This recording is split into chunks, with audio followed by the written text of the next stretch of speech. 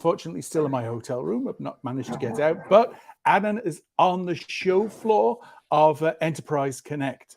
So Adnan's going to go and run through the winners. I'm going to be the slide operator. So let me just share the slides and then Adnan will get to it, okay? Oops, sorry. Share. Hopefully you can see the slides. Yes, Adnan? Yes, we can see it, yep. Excellent, over to you. All right. Well, thanks again, Alan, for the TADHack event. And thank you, of course, to all the participants and all the TADHackers.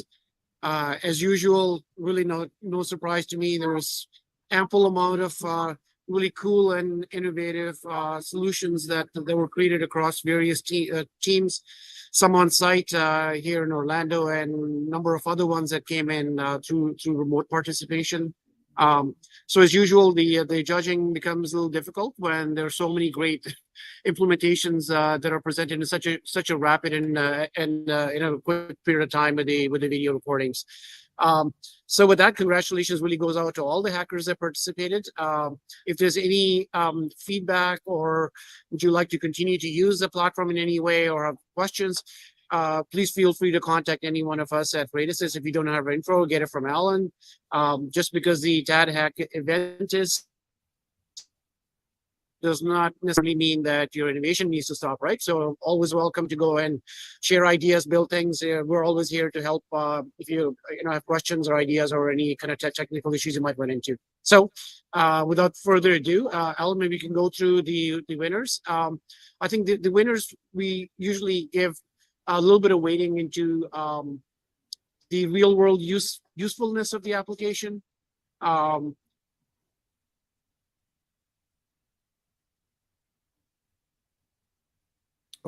have we lost you, Adnan? I think we might have lost you at the critical point. We'll just wait to see if Adnan comes back on. I'm just going to stop. I'm just going to pop to the screen. Oh, yes. Oh, Adnan's there. But I'm not. Oh, it's his network. Unfortunately. Oh, yeah, we've lost Adnan. So hopefully he will call back. There you go. And you're back. Oh, there it is. Yeah, it's back again. Yeah, thanks. No problem. You were just about to give the key piece, so I'll get back to you, okay? Go for okay. It. Okay. Yeah, so I think that the weighting I just mentioned is really about how much of the platform is actually used by the application, how innovative and real-world use case is addressing, and also how many other additional integrations were needed to make this into a solution work. So it's kind of a balance between all those things, and of course, the presentation, the quality, and the clarity of the presentations themselves. So here, a difficult choice, but I think we selected these three Guardian here. Real World will talk a little briefly about what they do, the FitBot, and then the One Center, which is a kind of a contact center application. So let's talk a little bit about the Guardian Care application. So the Guardian Care is a pretty useful case we found around kind of healthcare, where elderly patients, they're getting lots of information from these devices, whether it's heart rate, blood pressure, oxygen level, some people sleep apnea. So much data and that information is being collected by these devices. But how easy and useful is that information to the actual people who are getting all this massive amounts of data? How easy it is to query and get that data, and what can you do with that data in terms of, people can change their behavior, go get medicine, seek additional guidance from healthcare practitioners.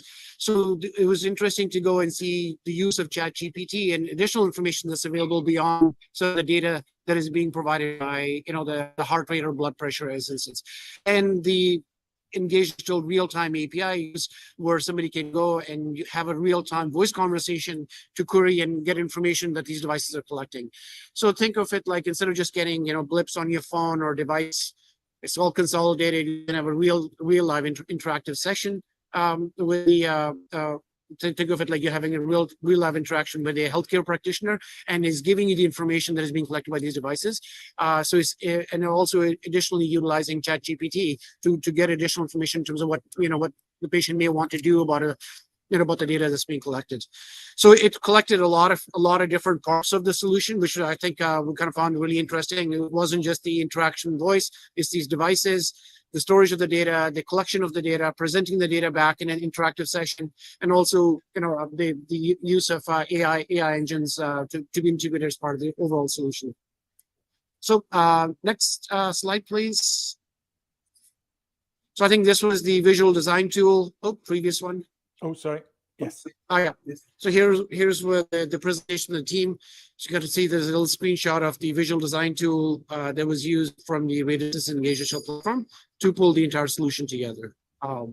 So it's as you can see, a fairly complex application can be created in a fairly rapid amount of time. And this one was done literally through this visual design tool to create the application and deploy it. So anyways, well done. A great application, real world use case here. Next one, please. So in a similar sort of theme, this Fitbot is again an excellent example of a real world use case. So here is tying a bunch of different things in terms of ChatGPT and AI, speech to text, text to speech for the live interaction, the IVR dialogue, the user of this and have the larger pool of information available as part of this application through OpenAI, and also had the integration into calendar where you set yourself a schedule of exercise. I'm gonna work out Monday, Tuesday, or Monday, Wednesday, Friday, and here are the times.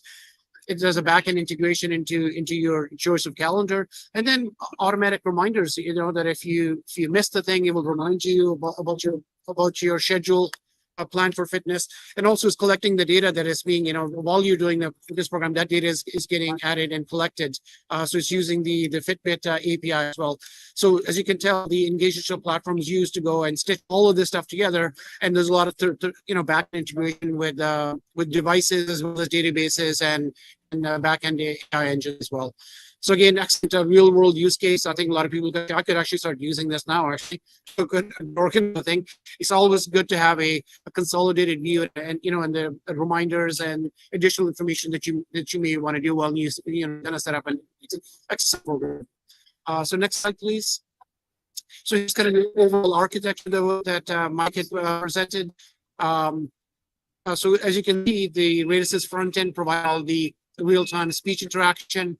As you can kind of see here, there's a lot of backend integration as well that makes the end-to-end solution. Really, the OpenAI engine, the Fitbit itself to collect events and triggers, calendar for keeping track of all your scheduled fitness and keeping that up to date, and inbound calling to set up your schedule, and then outbound application can also get out and call to the user for notifications, whether they're a voice call or maybe an SMS message or maybe an email of collected data, right? So the application is, of course, engages your platform flexible enough in terms of how you interact with the application, many different ways, not solely outbound voice calling, but many other ways as well.